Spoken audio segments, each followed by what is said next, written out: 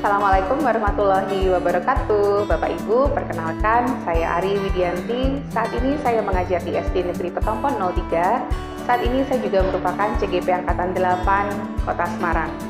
Dalam video kali ini merupakan tugas koneksi antar materi modul 2.3 Coaching Supervisi Akademik.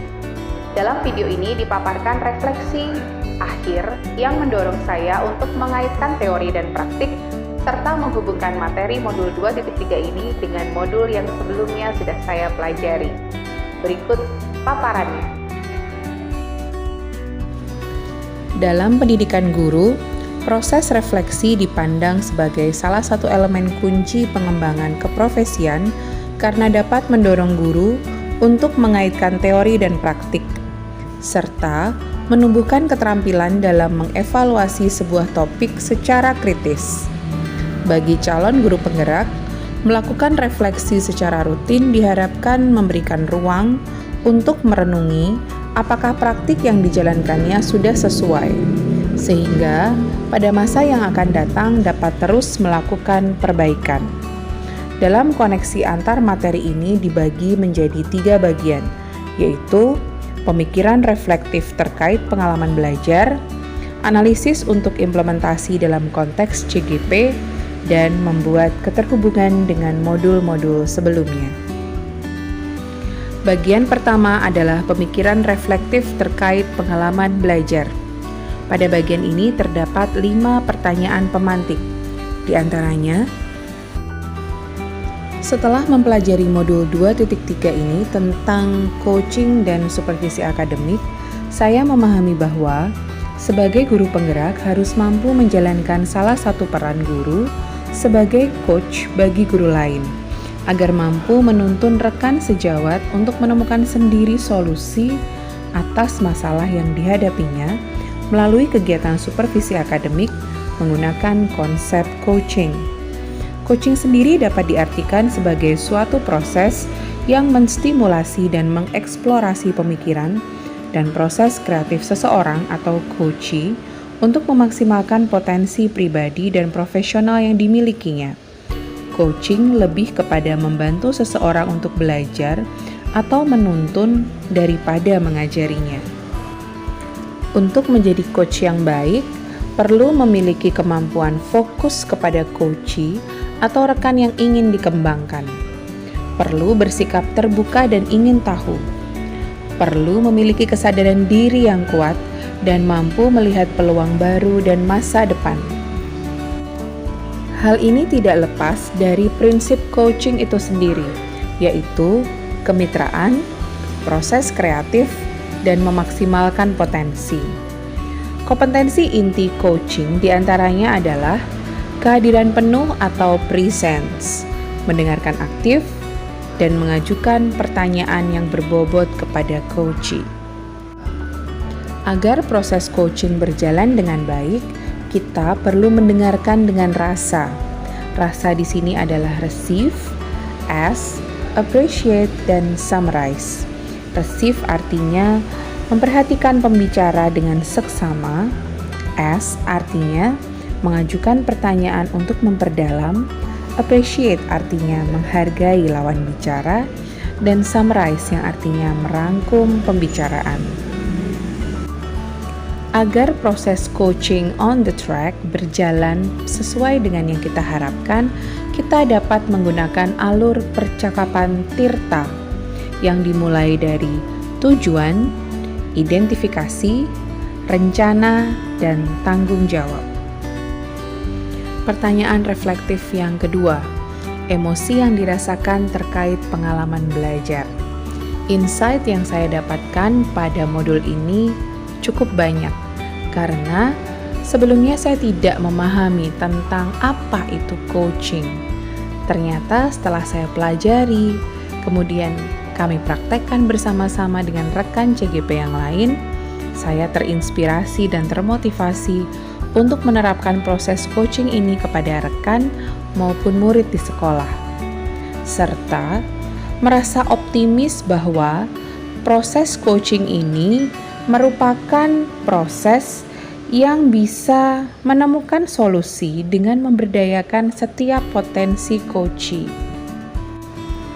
Karena dengan kegiatan coaching, setiap permasalahan perlu diselesaikan sendiri oleh seseorang agar dia menjadi seorang sosok yang mandiri serta merdeka. Kita hanya perlu membantunya untuk menggali ide-ide tersebut. Pertanyaan reflektif yang ketiga, apa yang sudah baik berkaitan dengan keterlibatan dalam proses belajar? Yang sudah baik dari diri saya setelah mempelajari modul 2.3 ini adalah saya telah memahami mengenai proses coaching itu sendiri dan penerapannya dalam supervisi akademik. Saya belajar menerapkan praktik coaching menggunakan alur Tirta, memahami paradigma berpikir coaching, prinsip coaching, dan kompetensi inti coaching. Pertanyaan reflektif keempat, apa yang perlu diperbaiki terkait keterlibatan dalam proses belajar? Saya perlu memperbaiki dua hal, yaitu mendengarkan aktif serta mengajukan pertanyaan berbobot. Pada saat mendengarkan, terkadang kita memberikan label atau labeling kepada seseorang. Kemudian pada saat mengajukan pertanyaan yang berbobot, terkadang kita stuck dan kehabisan pertanyaan-pertanyaan pemantik yang dapat memotivasi coachee untuk menggali ide dalam menyelesaikan masalahnya. Pertanyaan reflektif kelima, keterkaitan terhadap kompetensi dan kematangan pribadi. Setelah saya mempelajari modul 2.3 ini tentang coaching dalam supervisi akademik, kompetensi saya mulai berkembang, ditandai dengan mampu mempraktikkan proses coaching ini menggunakan alur Tirta dan rasa, baik berperan sebagai coach, coachee, maupun pengamat, baik dengan rekan CGP yang lain ataupun dengan rekan sejawat di sekolah. Bagian kedua dari koneksi antar materi ini adalah analisis implementasi dalam konteks CGP. Dalam bagian ini terdapat 4 pertanyaan pemantik, di antaranya: pertama, pertanyaan kritis yang berhubungan dengan konsep materi dan menggalinya lebih jauh. Satu pertanyaan kritis yang ada di benak saya adalah, bagaimana agar prinsip coaching ini dapat diterapkan dalam kegiatan supervisi di sekolah? Prinsip coaching dapat diterapkan jika kepala sekolah memiliki pengetahuan tentang coaching dalam supervisi akademik dan mau mengaplikasikannya. Kegiatan supervisi tidak hanya melulu soal penilaian guru saja, namun supervisi juga harus menjadi ruang bagi guru untuk meningkatkan kompetensi akademik, sehingga tidak hanya melakukan observasi di kelas, namun juga ada percakapan pra-observasi dan pasca observasi. Dalam percakapan pra-observasi, kepala sekolah harus mendiskusikan perencanaan yang dilakukan oleh guru. Sedangkan saat pasca observasi, kepala sekolah memberikan umpan balik atau tindak lanjut terkait pelaksanaan observasi kelas yang dilakukan oleh guru. Kedua adalah mengolah materi yang dipelajari dengan pemikiran pribadi sehingga tergali wawasan atau insight baru. Yang saya pahami dari modul ini adalah tujuan coaching dalam supervisi akademik adalah mengembangkan kompetensi guru dan kinerja guru. Salah satunya adalah menjadi pemimpin pembelajaran yang memahami perkembangan murid secara menyeluruh. Jadi, konsep coaching ini tidak hanya bermanfaat atau memiliki benefit saja untuk guru, namun prinsip coaching ini juga dapat diterapkan kepada siswa, sehingga terwujud pembelajaran yang berpihak kepada murid. Yang ketiga adalah menganalisis tantangan yang sesuai dengan konteks asal. Tantangan terberat dalam fase ini adalah menyeragamkan pemahaman tentang coaching dalam supervisi akademik kepada komunitas di sekolah. Karena sebelumnya konsep supervisi adalah penilaian rutin kepala sekolah kepada guru saja. Seharusnya hal ini dapat dijadikan sebagai ruang khusus atau pedoman khusus untuk meningkatkan kompetensi guru. melalui kegiatan coaching akademis. Keempat adalah alternatif solusi terhadap tantangan yang diidentifikasi. Perlu adanya sosialisasi mengenai konsep coaching kepada seluruh rekan guru di sekolah untuk menanamkan visi dan misi terkait kegiatan supervisi akademik berbasis coaching. Kemudian berkoordinasi dengan bagian kurikulum tentang program supervisi, baik itu perencanaan, jadwal, dan konsep penerapan coaching dalam supervisi akademik. Dan yang terakhir, berkolaborasi dengan baik kepada guru agar segala permasalahan yang dihadapi dapat diselesaikan dengan proses coaching antara rekan sejawat. Bagian ketiga adalah membuat keterhubungan dengan modul 2.1 dan modul 2.2. Keterkaitan modul coaching dalam supervisi akademik dengan modul 2.1 yaitu pembelajaran berdiferensiasi, yaitu dalam proses supervisi akademik, permasalahan yang muncul tentu dari segi pembelajaran.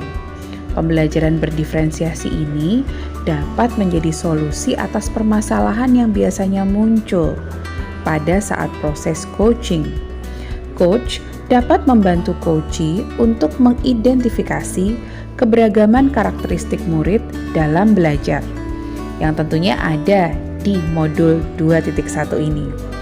Kemudian dapat menggali ide-ide atau metode belajar apa yang tepat untuk digunakan di kelas. Dengan begitu, murid akan lebih nyaman dalam belajar sesuai dengan karakternya masing-masing. Kemudian, keterkaitan coaching dalam supervisi akademik dengan modul 2.2 yaitu pembelajaran sosial dan emosional.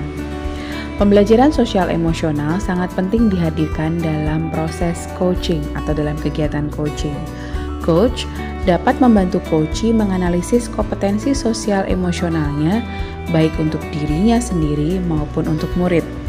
Dengan memberikan pembelajaran sosial emosional, maka fondasi mental seseorang akan lebih kuat dan dia lebih mampu mengendalikan diri dan menjalani kegiatannya, baik sebagai guru maupun sebagai murid. Dalam pembelajaran sosial emosional, terdapat teknik stop dan mindfulness yang juga dapat dilakukan untuk dapat membuat suasana menjadi lebih kondusif. Saat melakukan coaching, seorang coach harus menerapkan teknik tersebut agar dapat fokus dan terwujud kehadiran penuh atau presence saat melakukan proses coaching. Demikian koneksi antar materi modul 2.2 yang bisa saya sampaikan. Jadilah guru merdeka yang tergerak, bergerak, dan selalu menggerakkan. Wassalamualaikum warahmatullahi wabarakatuh.